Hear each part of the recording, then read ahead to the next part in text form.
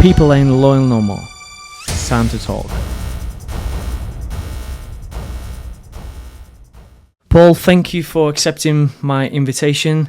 This episode is all about the business, something I'm very, very passionate about, excited about. The strategy I've been talking probably a couple months. And this will be deep explanation of the numbers and things that are growing at the moment and things that can be implemented in the companies. Absolutely. And how the valuation of the company can be increased. So welcome to Beyond Loyalty. Thank you, Martin. Thank you. It's great to be here. It's a fantastic studio. Thank you. Yeah. Appreciate it. Let's start with the background. Okay. Just let's describe who you are. Yeah. What's your background? Okay. What led you to the businesses? Sure. I guess numbers.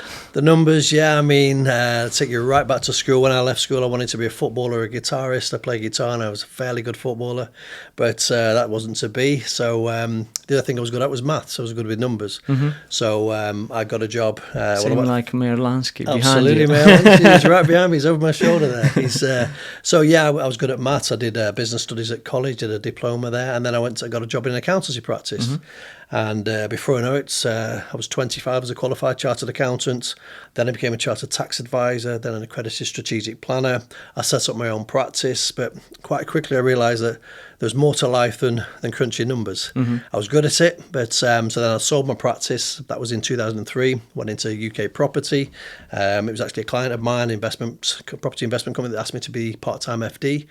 I then left, and then so I've spent the last sort of 25, possibly 30 years now in business, buying, building and selling companies, ranging from startups and scale-ups right up to being involved in 8-figure IPOs and pretty much everything in between as well. So I think that the key now is obviously what's brought us to talk today is the advent of AI, and more specifically the advent of Agentic AI, which is something that isn't going away. It's going to grow over the next 2 to 3 years. I think in 2 to 3 years' time, every company will have some form of Agentic AI within the business. Mm-hmm. But right now, it's something that we need to talk about. Yeah. I've heard in radio literally a couple of days ago that Amazon is releasing some people because AI is taking the place. Absolutely. Now, I'm a great believer in something called human in the loop, HITL. Now, I don't think AI and Agentic AI can replace everything. I think there needs to be human in the loop. Of course. But I do believe that if you get the systems right, it can replace 80 to 90% of admin the stuff, for example, the monotonous which people work. don't Absolutely, really like to do. It's time and consuming. So there's that as well. But I think a lot of people may be thinking right now, what does he mean by Agentic AI? Because everyone knows what AI is. ChatGPT, everybody knows what ChatGPT is. And I think the best definition of Agentic AI came from my 12-year-old son. And I was talking to him about this, and I was explaining what it was, because he listens to me on conversations, etc. And I explained what it was. And he said, so it's like having a child. And you teach that child everything they need to know to go out into the big bad world. And when they're 18, they do it all for themselves. I said, it's exactly that with Agentic AI. However, it doesn't take 18 years, it takes 18 days. So effectively what you're doing is creating agents that, so obviously with AI and ChatGPT is generative AI. You tell it what to do, it produces, write me this letter, it writes you the letter. Agentic AI is where you've got the agents working in the background 24/7, and they learn to do things for themselves, and they're autonomous. So that's the difference between AI, where someone has to constantly feed it's it. It's like having 100 employees who never take breaks. They work 24/7. They never ring in sick. No, they don't take weekends off. Wow. Yeah, and it's a lot cheaper and it's a lot more accurate with the human in the loop. Of course. 100%, yeah. That's exciting. So let's talk about traditional way of buying business, improving and selling. Exactly. So I mean, that's my background, buy, build and sell for the last 25 years. That's what I've been doing, buying, building, selling companies. So you think about that realistically, I mean, the key difference between what we're talking about there with the traditional businesses and the tech-enabled businesses, let's talk about in property, we'd call it a PropTech business, but it works in various industries, health tech, edutech, all the different industries that you can think of. There will be a tech element within that industry. So with PropTech, let's say you buy a traditional property company, and I always say most people looking to sell their business will go to their accountant and say, how much can I sell my business for? And the accountant will generally say 3 times profit, 3 to 5 times profit. Three is a good number. It's the usual number. Realistic. 3 times profit. Yeah. So if you've got a company doing, £250,000 a year profit, you'll make generally worth 750. But the issue with that is what I always say, there's only one real valuation with a traditional business, and that's a willing buyer, willing seller. So let's say you come to me and say, my accountant says my company's worth £1 million. I say, okay, let me have a look. I'm looking to buy a company like yours. Let me have a look at it. And I do my due diligence and I do my valuations, and I come back and say, it's worth about 400,000. Now, but you're saying, well, no, it's worth $1 million. My accountant told me it's worth $1 million, so I'm not going to sell it for 400. You have now not got a company worth £1 million, have you? Because you haven't got a willing buyer, willing seller. Until you sell that, until you get a buyer that's willing to pay you £1 million, it's not worth that. So that's the first thing with traditional businesses. Now, the second thing, of course, is that as we're talking about this 3 to 5 times profit multiplier, as we call it, is 3 to 5 times profit, or EBITDA, as we say in the industry, which is very similar to profit, really, it's a slight difference.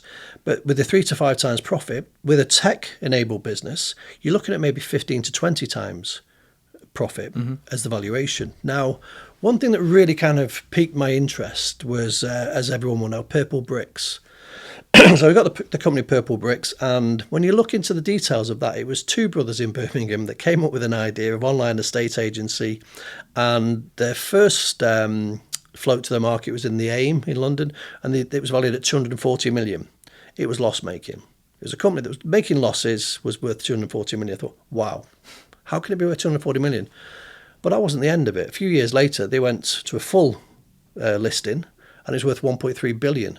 But worldwide, it was still loss-making. It was making a profit in the UK, but worldwide, it was loss-making. And you think, how can a company that's making losses, you look at traditional M&A, mergers and acquisitions, traditional valuation of companies, where you're looking at a multiple of the profits, let's say like 3 to 5 times. How can you have a company that's loss-making, but it's worth 1.3 billion? Now, most people watching this now, and obviously ourselves, we're not looking at a company worth 1.3 billion, but the principle's the same. So if you've got a company worth, maybe 3 times profits, and it's, as I say, let's say it's doing 300 and odd thousand, it's worth £1 million because it's a traditional business. If you can then turn that into a tech-enabled business, and you can get that value, that multiple up to say 15 times, you're then going to be worth £5 million. So then, which is a game changer. A massive game changer. But also, if you want to, let's say you want to generate £1 million, and you've got a company that's traditional company worth £1 million, you've got to sell the company. That's it. You've now got £1 million in the bank.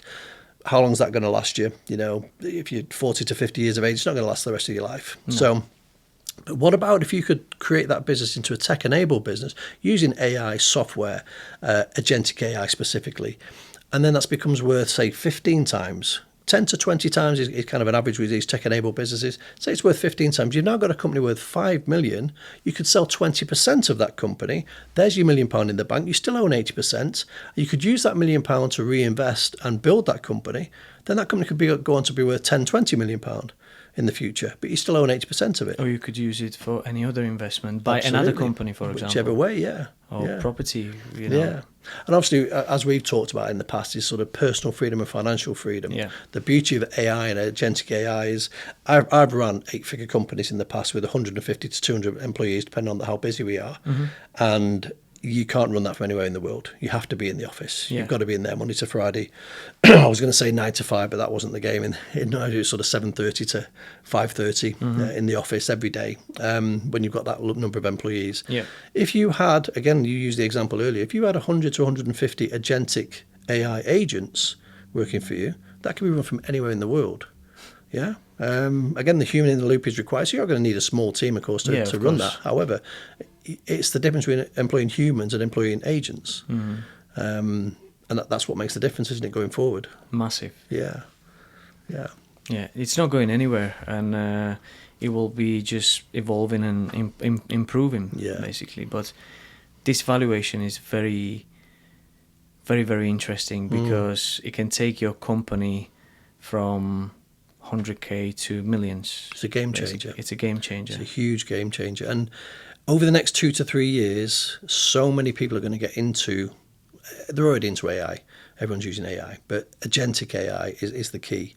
Now, the difference is that there's a few things that we have to sort of talk about now. Is that if you were to Google Agentic AI or Agentic AI agents, You can buy it off shelf, I guess. buy it off the shelf, you can pay $30, $50, $100 a month or whatever.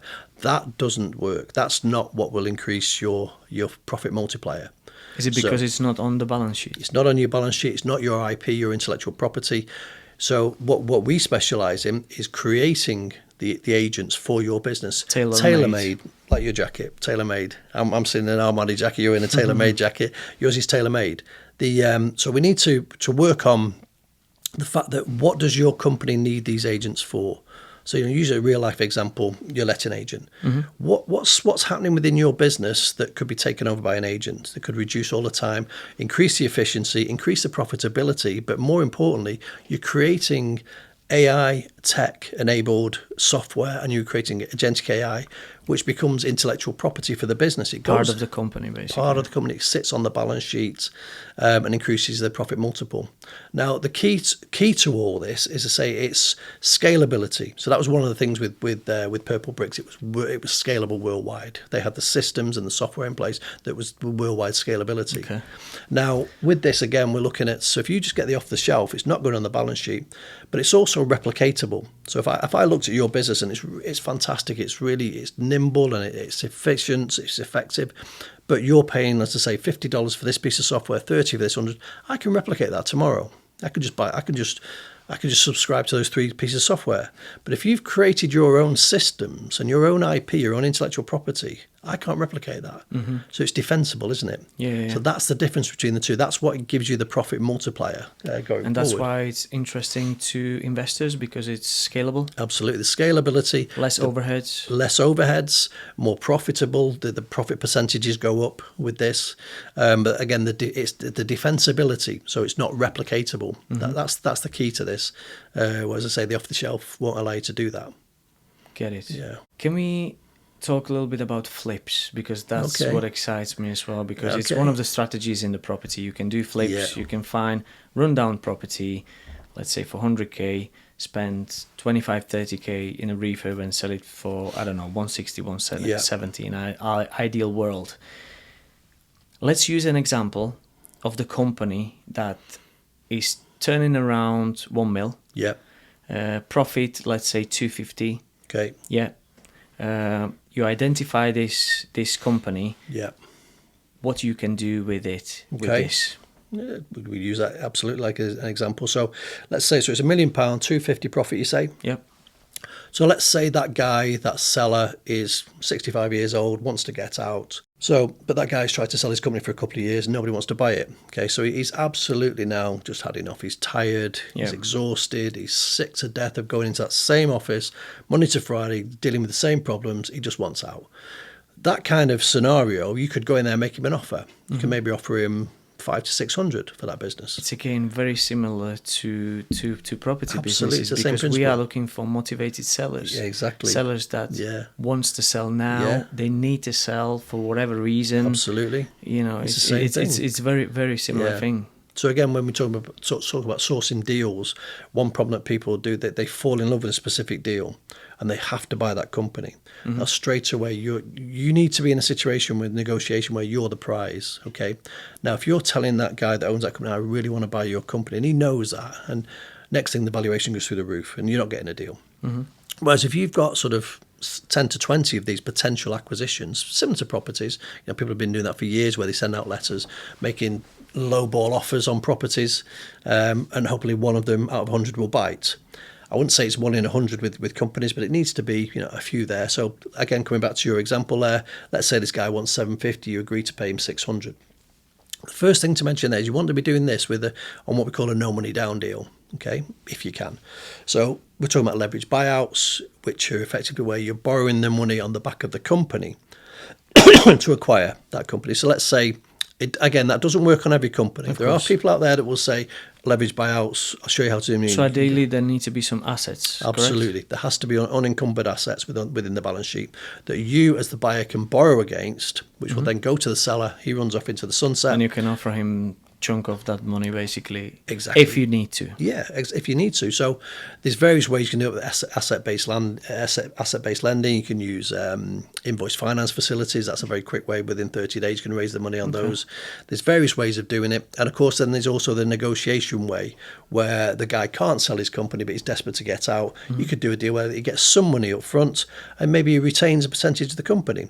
And that the beauty of that is that you've still got him then. He's got 20 years experience within that company. You've still got him then as effectively as a consultant. And maybe even as an introducer of new business, where you can pay him a commission. So he could continue to earn money. Like I said, then effectively you're paying him out the profits of the business going forward.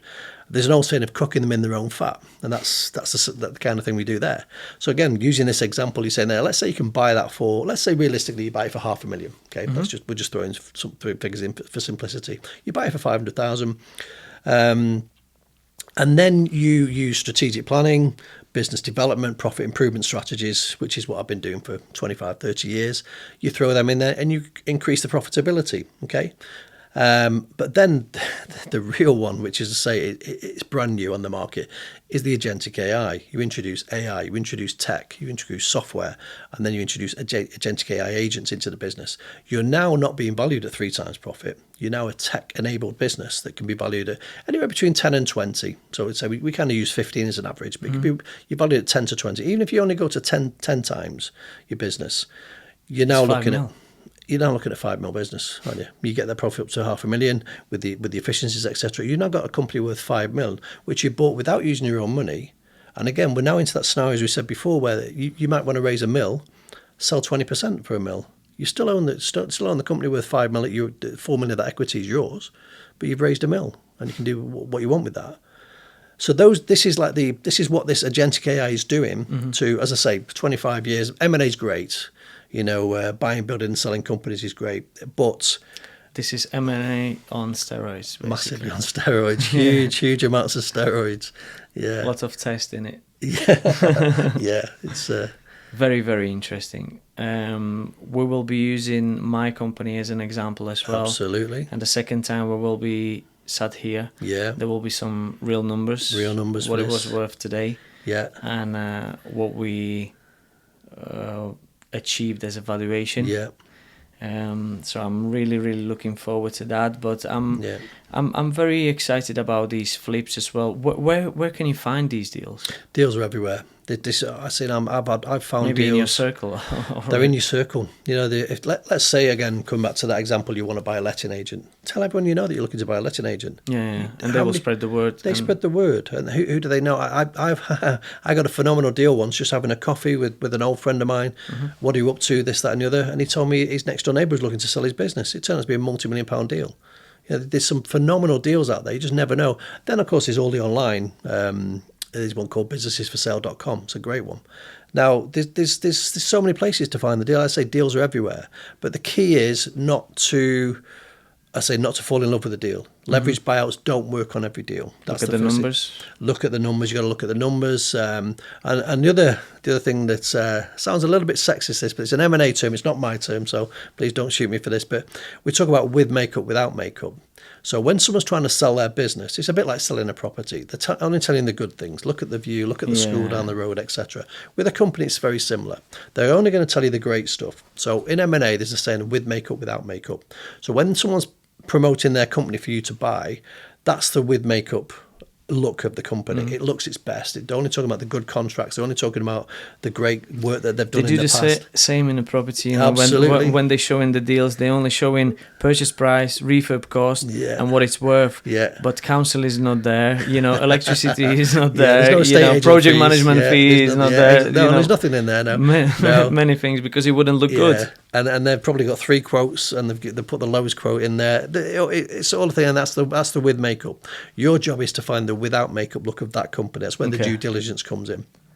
The number of times people have come to me with a deal, this is a great deal, and they show me the figures, and the numbers look great. But then when you do the due diligence and you strip the makeup off, or as you say, you could look under the bonnet of the deal, that kind of terminology, it's not what it looks. and it's, you know, that they're trying to sell you something that really isn't what they're saying it is.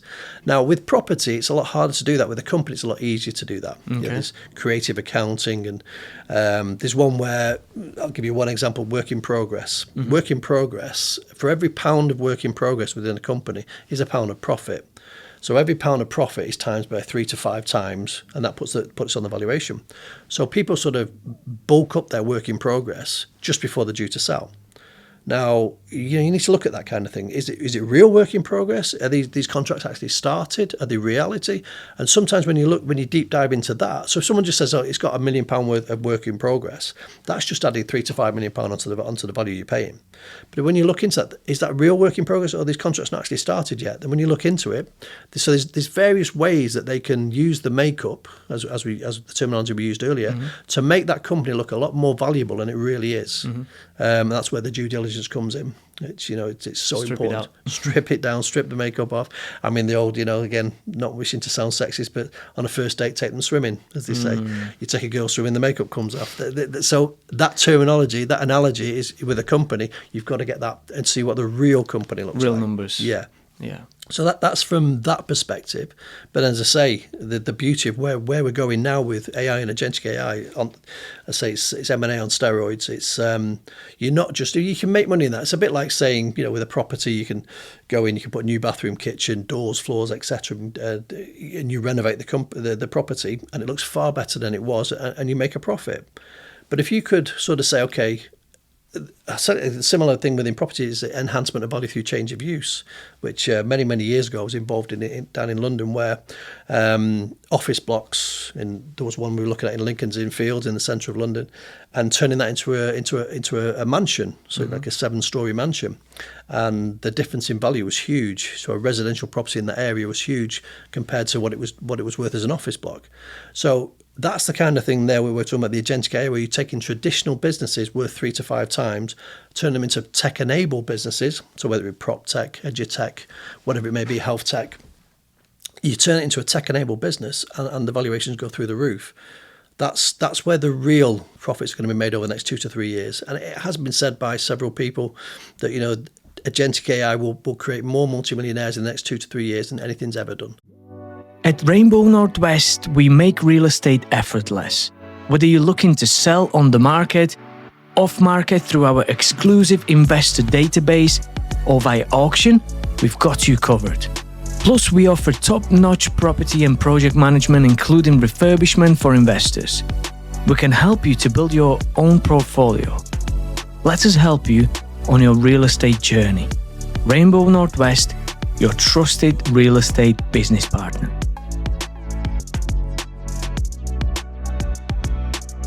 And that's why, you know, I'm strongly into this at the moment. Yeah. Is that the reason why these companies are more attractive for investors as well? Yeah. Oh, for investors, of course. Yeah. You know, you're looking then at private equity companies, venture capitalists. You could be looking at the larger competitors that would look to buy these companies, but mergers and acquisitions you're looking at there. But obviously, if you can create a company within, I don't know, let's say health tech, you're in the health tech industry, and you create a company and you create some software, AI and agentic AI, then one of the big boys will look at that and think, A, we want that. B, we want to take it out of the market. Yeah. We want it's a competitor. We take it out of the market. So then you're attractive to the bigger boys investing. But also you're looking at the private equity companies and the venture capitalists who think that is now worth 5 million. That could be worth 50 million in a few years if we do the right thing with it, and how the marketplace is going to grow. They're looking at that. And again, it's important for us to kind of at this level know our place in the food chain. So again, my sort of sweet spot is £5 to £10 million. And I think, you know, most people out there, if you said, look, I can show you how to acquire a company, it'd be worth £5 million in 18 months, they'd be interested. I'm not saying to you, let's buy a company and it's going to be worth 1.3 billion, even though it's loss making in 18 months. That's not the field I'm playing on, you know. But I'm sort of looking at that level to the 5 to 10 million valuations is my bread and butter. That's brilliant. I believe there is many company owners and business people out there whose companies, let's say, worth a couple 100,000, like we made example, and can be worth couple million. Absolutely, yeah. You know. Yeah. And that's just going from traditional to tech enabled. Using traditional property business to a PropTech business, and the valuations go through the roof. That's doable, and it's a lot more accessible now. It's not like I have an implementation team that works with me, and they do. I don't build the agents. I have them. My implementation team builds the agents. So this is one of the things I wanted to mention. Like, many people out there can think that, can I do this? Yeah. Because I personally didn't improve the business to the crazy numbers and would sell it. So, but there are people like project managers who would do that for you. Absolutely, that stage. Yeah. We've got those. We've got the team there that can come in and do again, that's like the human element, the HITL element, of course. But then people the other who will elements, implement then Agentic AI. Building the agents is one thing. Then you need someone obviously to operate them. Yeah, we've got all that behind us. That's brilliant. So it's the whole package. Basically. Absolutely. Yeah. Love it. Yeah, it's exciting times, and exciting. We're obviously dealing with your company yourself, and like you say, when we're going to sit here in maybe let's 18 use months, that as an example. 100%. Yeah, I'm excited for that. Yeah, definitely. Me too. I can see the numbers already. Yeah. Oh, definitely. Yeah. 100%. Can you give us an example of the deal from the past, whether that was your deal or any JV partnership? What kind of business that was? How did you identify that business? When did you know that actually these numbers are good, let's go for it? It's a good opportunity. Again, that comes back to the due diligence stage, which is incredibly important, and easy for you to be an accountant. Well, that's the thing. It is, it's not easy. It's not. It's the numbers, being good with numbers, but it's also the experience. And as I say, with makeup, without makeup, people can try and pull the wool over your eyes to understand the real value. Real value, to ascertain that. So yeah, I mean, I've done deals where one in particular I can think of. It was. I negotiated the price right down, got it for just over £500,000, but I didn't put any of my own money into that. That was all borrowed money through an invoice finance facility. Before long, that company was valued at 2.5 million. I sold 10% for 250, and built that one up. And that was before the Agentic AI traditional way. And I'm thinking, what could I have done with that now? And that's what we're looking at now. More and more companies now where people, so I was speaking to one client a few weeks ago, and he said, so we need to be buying the tech-enabled businesses. I said, no, you don't want to buy the tech-enabled, because then you're paying top dollar. You want to buy the traditional businesses. And turn them into tech. With the motivated sellers, as you mentioned earlier. It's once you've got those motivated sellers and you've got the traditional businesses valued at, say, 3 times profit and even lower if they're desperate, and cut a deal, and then you want to then move on to creating that tech-enabled business with the much higher valuations. I've never seen anything like this. I've never seen it with the Agentic AI now coming into this. When I first started, I first sort of got into the tech enablement with the Purple Brick story. When I first looked into Purple Bricks, that sort of piqued my interest initially. Then, of course, with AI, and I've used ChatGPT and various other Claude, etc. The generative AI for a couple of years now. That's fantastic. You think I need to write a letter, and the act as if prompt, that kind of thing, is phenomenal. But then Agentic AI takes it to a whole new level. But I also do strongly believe that we've got kind of a 2 to 3 year window here where we need to really move on this. And I think in 2 to 3 years, it will have its peak as everything, and then absolutely, it will slow down again. And also for the ones who get into this now, in 2 to 3 years' time, you're going to be very well positioned, aren't you? Yeah, when I mean, people are hearing about Agentic AI, but they're not really getting involved at the moment. And everyone's talking about AI, they use ChatGPT, but and that's maybe what that understanding as well, that it's a different when you buy it off the shelf, and it's a difference when you have it tailor-made to your company. Absolutely, because that's what adds the value. I think that's what people are missing the point. They hear about Agentic AI, and then they Google it, or they see a Facebook ad for Agentic AI agents. Oh, look, it's only $50 a month. We'll do that. It doesn't add anything to the bottom line. It doesn't add anything to your base, to your balance sheet value, and doesn't change the multiple, the profit multiplier, which is where this is as you said, which is tailor-made. Exciting bit. That's the exciting. That's the way, like say, the M&A on steroids. It's it's never been seen before, and this is it's. I think we're only seeing the tip of the iceberg right now. And I think it's going to go absolutely through. Over the next 2 to 3 years, the world's going to change. Yeah. Now, obviously, you've got to look at the downside of that. A lot of people are probably going to lose their jobs, which is a sad part of it, but it's going to happen. It's very sad that so many people are going to lose their jobs, but the ones, and then the whole sort of adage that AI won't replace people, AI will replace people who don't know how to use AI. So if you know how to use AI and you know how to build agents, you'll never be out of work. Yeah, so that's the thing there, and it's a very sad time thinking that there's going to be a lot of people not needed in these companies anymore because they're going to be replaced by AI in agents. But I think the key is to re-educate yourself. Yeah. What's the key when you negotiate the deal? What is like a strategy you should use? Does it really mainly depend on who the seller is, how motivated he or she motivated is? Seller. Yeah, I like to use the term "you are the prize." Okay, so always keep that in your mind. If you think that you're just one of several potential buyers, in your mind you're not the prize, are you? Now, and also, as I say, with the numbers game, don't fall in love with one deal and be desperate to buy that one deal. Have maybe 5 or 10 deals that you could be looking at.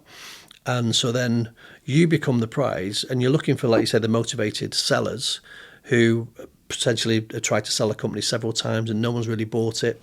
So then you're going in there. You need to go in a strong negotiating position. Same way buying properties. You want to be in a strong negotiating position. So if you went in there and said, I love your house, I really want to buy this, it's the best house ever, I really want to live on this road, blah, blah, blah, you're paying top dollar, aren't you? If you go in there and say, look, I'm looking at 10 properties in this area, yours is one of them. I wouldn't say it's my favourite, it's one of them, but if we can agree a good price, then I'll take it. It's the same thing with businesses. It's that they've been able to negotiate and ensure that you remain the prize. And obviously you want a win-win deal. You want the seller to be happy with the deal as well, of course, but if again that's the when motivated you close sellers, the deal most likely, Absolutely, yeah. You can't go in there and you don't want to be ripping people off and conning people. Make sure that they're happy with the deal as well. And again, if you can keep that seller on board and helping you, he might have 10, 20 years experience in that business.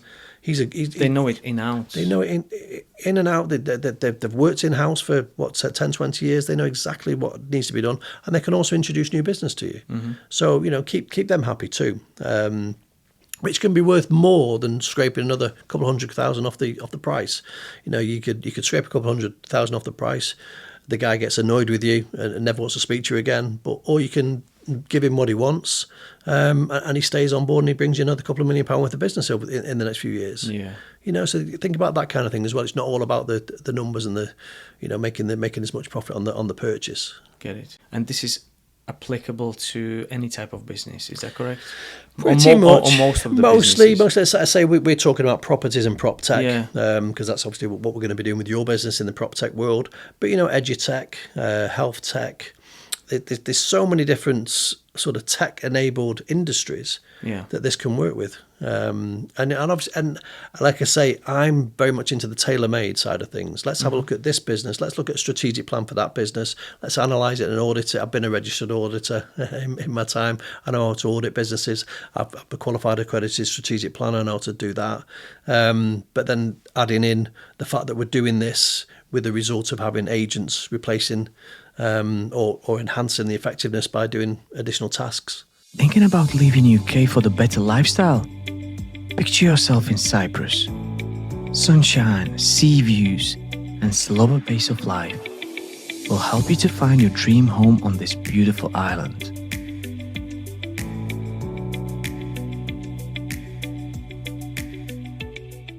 Did you notice that many people are considering leaving UK recently? Yeah. Maybe it's because of the whole situation. We don't know what's going to be with the budget, and a couple things happened. Like we had some incidents recently, and this could be a solution for some business owners who have traditional business. Turn it within certain time scale, let's say 18 months to 2 years, into completely different valuation. Absolutely, yeah. And it might be an option for them to to leave if that's the plan. Again, we were mentioning earlier, if you've got 100, 200 employees, you're in that office 9 to 5 every single day. Yeah. If you've got, the similar numbers but agents, online bots, or whatever you want to call them, that could be run from anywhere in the world. And again, that was the scalability and attractiveness of we keep mentioning Purple Bricks.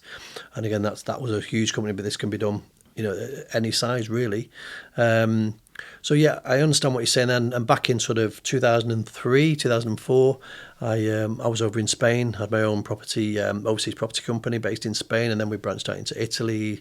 I worked in Cyprus, Turkey, Morocco, USA. Wow. It was the best time of my life. A lot, yeah. Then of course we had the crash in 2008, which kind of killed the overseas property market. As a company, we were selling 3,000 properties a year. And once the crash was hitting, we couldn't sell 2 a week. It was a phenomenal crash that we saw. But I think that's coming back. I think people more, like you said, and looking to emigrate. And so in the past, you were kind of looking at the retirees looking to emigrate. Now I think you're looking more, sort of people, the digital nomads as they call them, where they want to run a business that they can run from anywhere in the world. Yeah. They're sort of looking, where would they rather live? Would they rather live in Manchester as we do, or would they rather live in the Costa del Sol, or would they rather live in the Many Maldives? people still works from home, even though the COVID is gone. IT people, I don't think they're sitting in office every single one day. Not at all. All they need is their laptop. A laptop and a phone, and you can often run a business from anywhere in the world. And so many people are trying to get into that sort of. I've always been a great believer in personal freedom, financial freedom, and personal freedom is often worth more money than you can put a price on. Yeah. So I think that could come back. People looking to emigrate younger. So as I say, I'd say back in when we were doing 3,000 properties a year, majority of people were retiring out there. Some were buying a holiday home, some were buying on a buy-to-let basis to rent out, of course, but as an investment. Majority of the clients were sort of 50s at the youngest, 50s into 60s, 70s. Whereas now, like you say, you can get guys even in the 20s and 30s, guys and girls in the 20s, 30s that are running businesses, that they want to run it from anywhere in the world and they can travel. So yeah, this again will open up that avenue. Okay, Paul. So we are working together now on my company. On an acquisition. On acquisition. I'm looking to buy business, ideally merge it with my property company. But to be honest with you, I'm a business-minded person. It doesn't really matter what kind of business it would be. Sure. Can we just touch on a little bit on would you say that buying a business, you have to have certain expertise in it? Not necessarily, no. So if I'm in a property, can I buy, I don't know, maintenance business or something a little bit different than selling houses or managing properties? I think it's a lot easier now than it was 10 years ago. Okay. If you think about knowledge, and everybody now has access to effectively infinite knowledge, infinite intelligence, we call it artificial intelligence, but it's effectively infinite intelligence. So you could go into any business effectively, and even if you don't know how to run that kind of business, you can learn, and you can ask, and you can create agents that can run the different sections of that business. So I think, go back 10 years ago, yes, it was more likely that, if you were a property guy and you had experience in that business, that's the kind of business you were looking to buy. Yeah. You wouldn't go to distribution or any different type of business. Exactly, no, and you're not going to compete with Amazon anytime soon. But I think with now, the where we are now and where we're going to be in the next 2 to 3 years, I think the doors are opening very much, into pretty much you can learn. So it's not limited. You have to target certain business, and you've got project managers as well. Lots out there that you can use, basically. So what's the process when someone who's watching now wants to work with you? What's the step-by-step process? It would depend. I'll take this back to when I became an Accredited Strategic Planner, which was, I'm going to sound really old now. I think it was 25 years ago. Yeah, it was 25 years ago. And with strategic planning, the way our system worked was we started with the personal objectives, then the business objectives, and those two things combined created strategic objectives for the business going forward. So that stuck with me for 25 years. Mm-hmm. The first thing is personal objective. So if you're saying about now a client, this isn't one size fits all. Here's a 10-step process for you to get to living the dream, as we say. It's a case of, what do you want? What's your personal objectives? You know, we both got kids. You know, it's you know, we wanted to. If I said to you now, completely different for every single one person. Absolutely, we've got different dreams. We've got different aspirations. You know, 100%. For me at the moment is to get my company to great numbers. Potentially being able to offload it, maybe not, maybe sell part of it, like you suggested. And do deals and being free, create that capital that gives me freedom. And there's so many times when I've gotten opportunities, but I wasn't able, for example, to execute on them because I didn't have that capital. Yeah. Yes, you can raise money, but you can't just. You need 250k today. It's not that easy to come to someone and say, "Listen, I need 250." Okay, what's the security? What's the deal? It's a bit more complex. So I presume it's different for every single one 100%. person. Everybody's in a different position right now. Yeah. Everybody, you know, obviously there's themes to it, but everyone has a different objectives of where they want to be. Let's say where you take 100 people and I say, where do you want to be in 18 months? You're going to get a lot of different answers, aren't you? Yeah, and that's like if I said to you, you know, you've got your family. If I said I've got an opportunity, it's going to make you £2 million a year. It's a phenomenal business, but it's based on the South Coast, and you're going to spend 5 nights a week, possibly 6 nights a week away from your family. Again, there, look at your reaction. I don't want that. Your reaction, no, your reaction said no. But other people might say, "Yeah, I'll do that. I'll relocate." No family, single guy, single girl. It's different for absolutely, yeah. And now again, so that's everyone's situation is different right now. Yes, this is why again coming back to strategic planning, personal objectives is always the first thing you look at. What do you want out of life, and where are you now? Where are you trying to get to? That's different. So that's what we'd always start with. With any new client, we always start with that. Where are you now? Where do you want to get to? And then we build it around that. So some people have already got a business, So some people might have a very successful business that they want to take to the next level. Other people might have a small business they want to take again to the next level, but to be, you know, it's maybe making 50k a year at the moment. They want to make $500,000 a year. Yeah. There's other people that are making $1 million a year. They want to take it to $6 million a year. And then there's other people who look, I'm an entrepreneur. You know, there's people out there they'll be watching this. They're entrepreneurial. They want to be making, say, $1 million a year, but at the moment they don't have a business. Well, we talked might be a good deal flips. makers, which suits one of the strategies for flips, for example. A guy comes to me and says, you know, I've got no business, but I've been in recruitment 8 years. Well, you're obviously good at people. Yeah, so you'd be a good negotiator, you'd be a good deal maker. So things like that, isn't there? Where are they now? Where do they want to get to? I think is the key. And everyone's different, but we can build the strategic plan. So if they're looking at an acquisition, let's say, what kind of business do you want to acquire? So that's the first step with property deal sourcing. And then we'd look at the due diligence. We'd look at raising the finance. Can the finance be raised on this particular deal? If it not, let's shelve that one and find another one. Then the actual negotiation of the deal, the closing of the deal, the legals and financials, etc. That all needs to be done. And then, again, as we've talked about all the way through this interview, is introducing the AI, the tech, and the agentic AI. Now, that again will be different for each business. Yeah. So this isn't something where maybe one day we'll create a software. Maybe we will, but for the masses. But right now, that's not what we do. We're more about JVs. We're more about people we want to work with on an individual basis, like yourself, and help them get to where they want to be. That's brilliant. Yeah. We've also got the courses. Now, I've created 6 courses now. So the 6 courses. So there are different stages that people can work with. There are. But if somebody just wants to work on their own, like do a DIY project, if you like, they could just take the courses. And obviously we've got the how to buy, build, and sell companies. That was the flagship course for several years. Now we're looking at using AI within M&A. We're looking at how to build agents. There's a separate course for that. We also have the PropTech Value Multiplier, specifically for property people. We have the how to flip companies. course.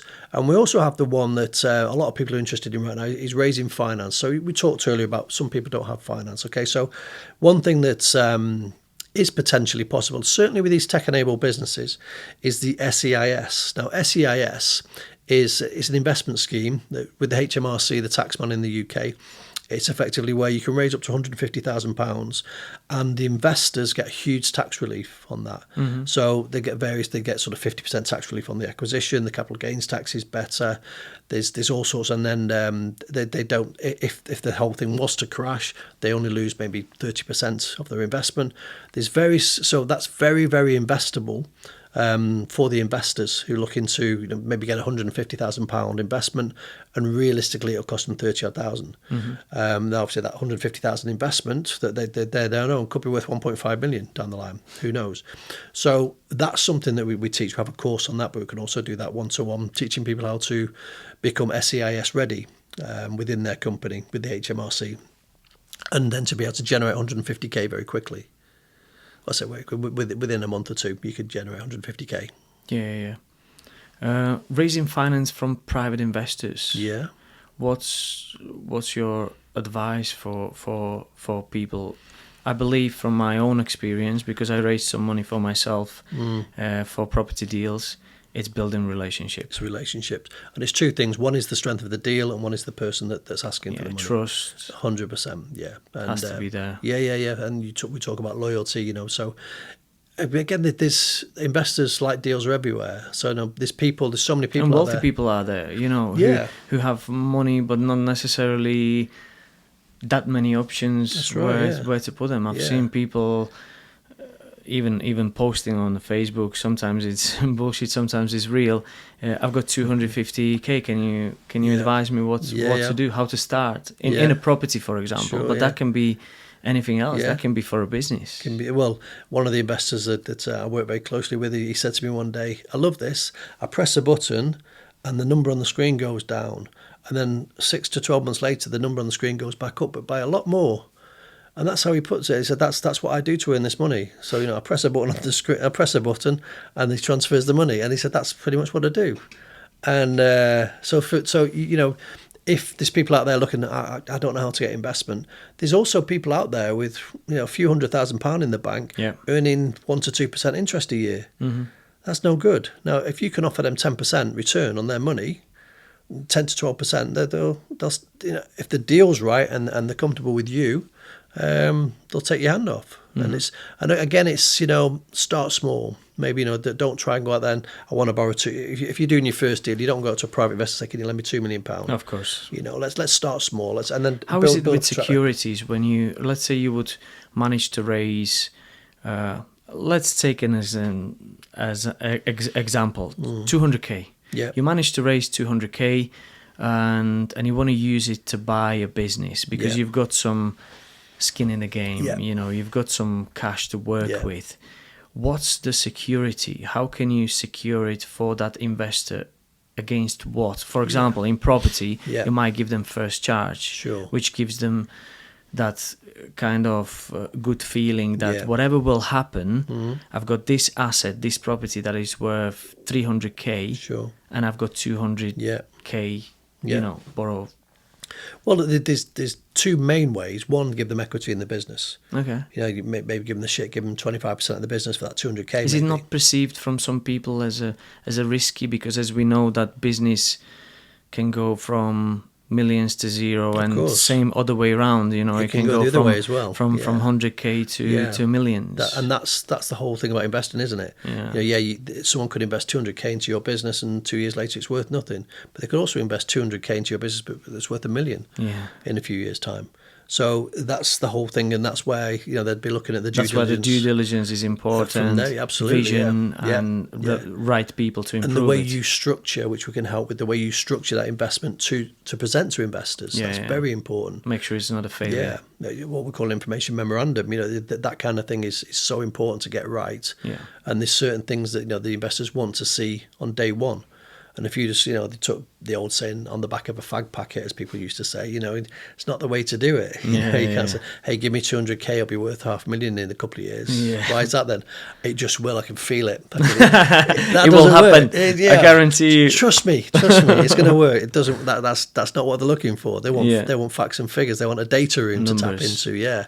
It's real investors look at the figures. 100%. Send them a data room. And then people who they invest with. Yeah, exactly. And the person is important too. Yeah. It can be, but there's various ways you can go out. There's crowdfunding is a huge one at the moment. Yeah. It's where that's not so much about the actual, people going into nitty gritty, looking at it. Say if you're raising 200,000, somebody might put 5,000 into that. Now that person who's putting 5,000, he's effectively trusting the broker.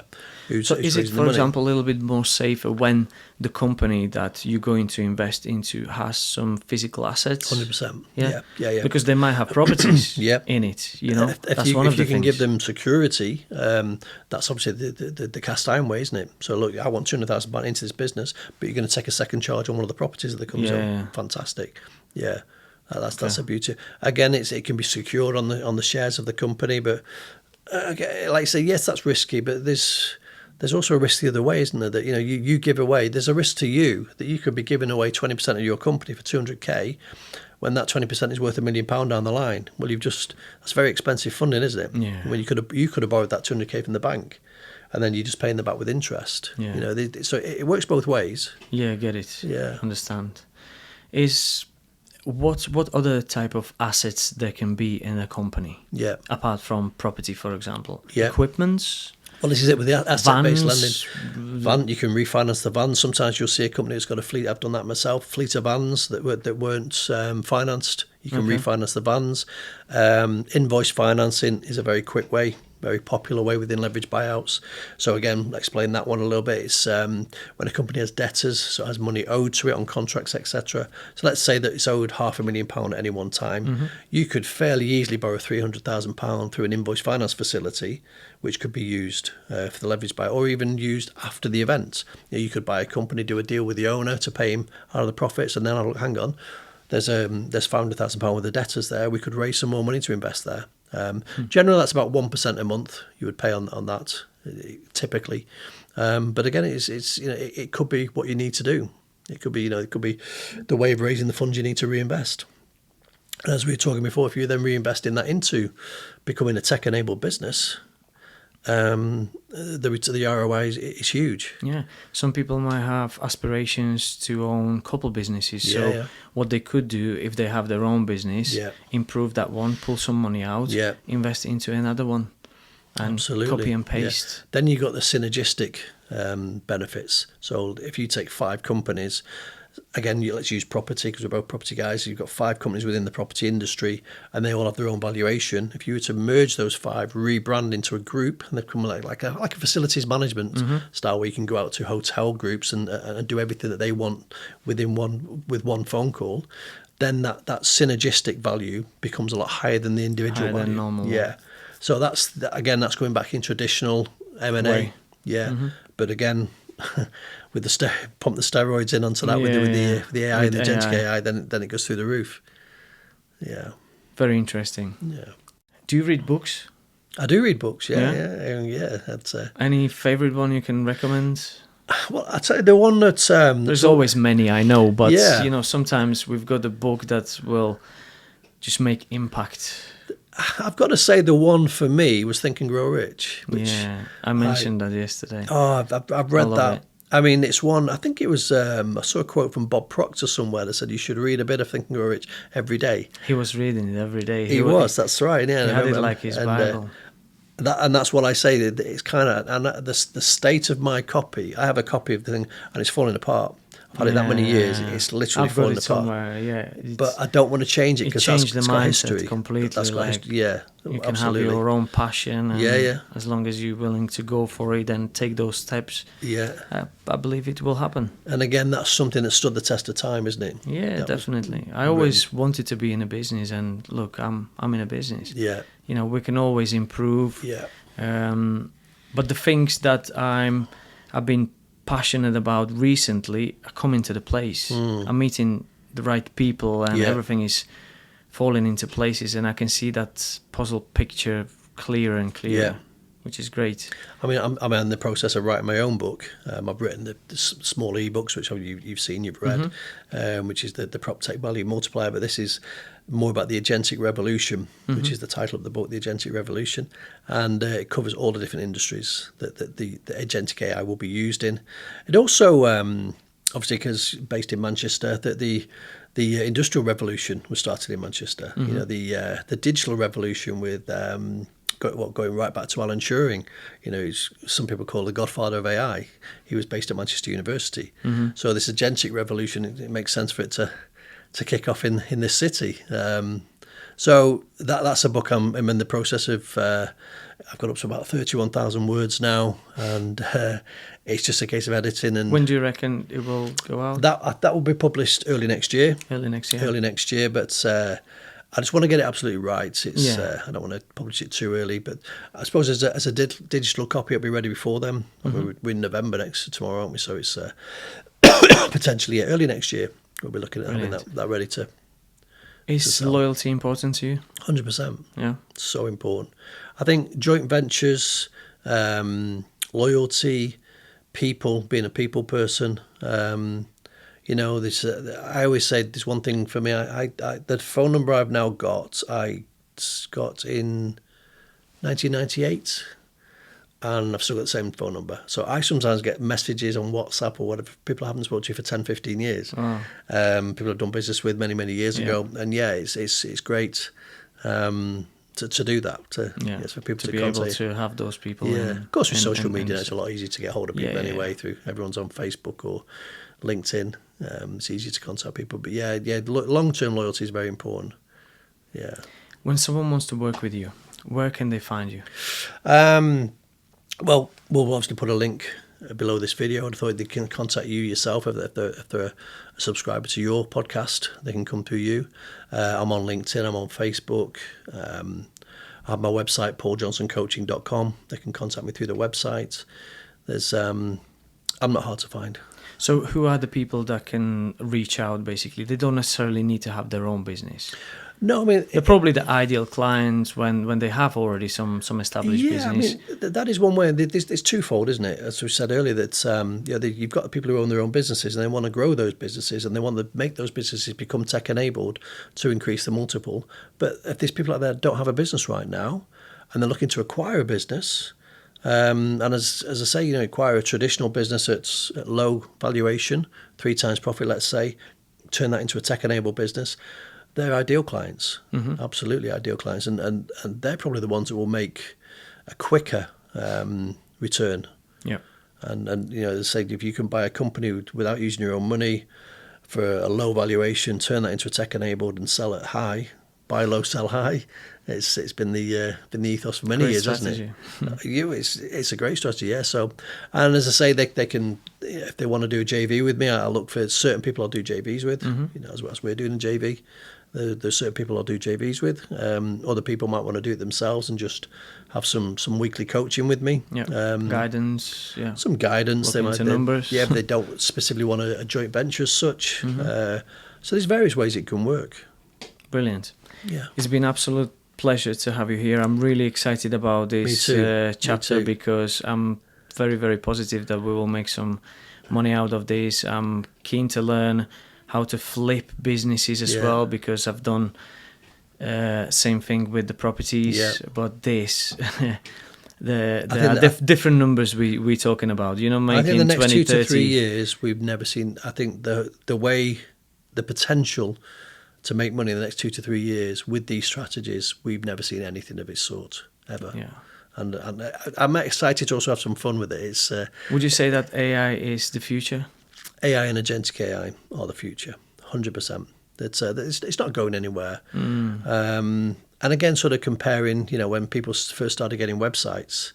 And I remember, I'll tell you a very short story now before we wrap up, that I was working for the last accountancy practice I worked for before I set up on my own, and then I've been self-employed since I was 29. And when I first got there, they had one email address, and I'm going back. This is 1998, So they had one email address for 60 employees. So if you wanted to send an email, you had to go down to reception, tell the girl on reception what you wanted to say and who it was going to. She'd send it, then she'd ring you and say, I've had a reply to your email, do you want to come down? You'd go down and read it on the screen. I think how fast, now we've got kids with smartphones with their own email addresses, So, and again, that seems, to some people that seemed a long time ago, but 98, 99 doesn't seem that long ago, to be in that situation where a top accountancy firm had one email address for 60 people. And now look at where we are, but the speed of advancement is faster than we've ever seen. You know, missing an opportunity can mean a lot of money. I was reading the book that I've got from my brother-in-law, which is Stephen Bartlett, the Diary of CEO. I think he's talking about, is it 33 strategies or something like that? And he was mentioning that I don't know the real example of the company, but I know that there were companies who missed a boat when internet came in and they lost literally millions. Absolutely, because there was an opportunity to jump in, like social media as well. That's a big thing. Why some people are selling in millions, because they're reaching out to millions. I mean, again, when websites came out, similarity now as what we were talking about, the Agentic AI, is that when websites came out, you could buy a template website, or you could have one built for you, tailor-made. The tailor-made ones obviously miles better than the template ones. It's similar with AI, Agentic AI now. You can buy off-the-shelf agents, or you can have them built, so you can build them yourself, learn how to build them yourselves. And it's a huge opportunity. And like you say, the ones who sort of say, I'm not too sure, I'm going to sit back for a couple of years and I'll wait. Let's not miss the boat. I'll wait for 18 months and see how Martin and Paul get on, and then I'll jump on. You know, like you say, you are there. We'll meet each other somewhere in a Cyprus. We'll eating some nice Mediterranean food and we'll tell you. And enjoy some whiskey. Oh, why not? Have a glass of whiskey. Is it that time yet? It's always the time for whiskey. Why not? Cool. Thank you, Paul. It's been an absolute pleasure. I'm looking forward to work with you. Excited. I'm excited for showing people real numbers. Absolutely. Yeah. Thanks a lot. Thank you, mate. At Rainbow Northwest, we make real estate effortless. Whether you're looking to sell on the market, off market through our exclusive investor database, or via auction, we've got you covered. Plus, we offer top-notch property and project management, including refurbishment for investors. We can help you to build your own portfolio. Let us help you on your real estate journey. Rainbow Northwest, your trusted real estate business partner.